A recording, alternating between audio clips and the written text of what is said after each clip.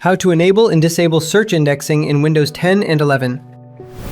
Search on Windows is powerful, but it doesn't have to slow down your system. Let's walk through how to enable and disable search indexing in Windows 10 and 11 using multiple methods. Before we begin, be sure to subscribe to NinjaOne's IT Video Hub and our YouTube channel for more tech content like this.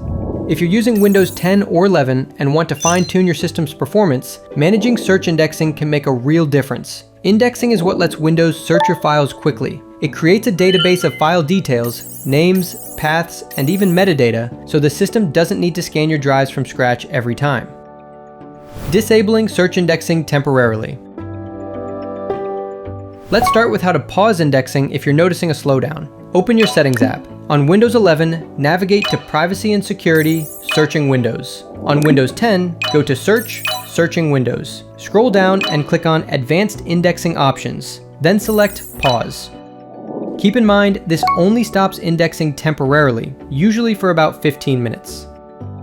Permanently disabling indexing via services. For a more permanent approach, press Win+R, type services.msc and hit enter. Scroll to Windows Search, right-click it, and select Stop. To keep it disabled after a reboot, go to Properties and set Startup Type to Disabled.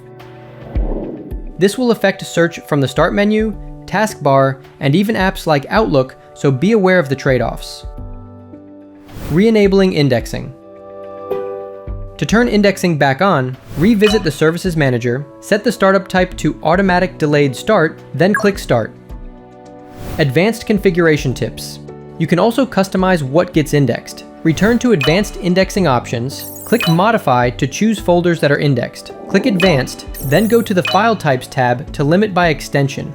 You can even change where the index is stored or reset it to resolve issues or inaccurate results. For more information, check out our official blog post on how to enable and disable search indexing in Windows, linked in the description below.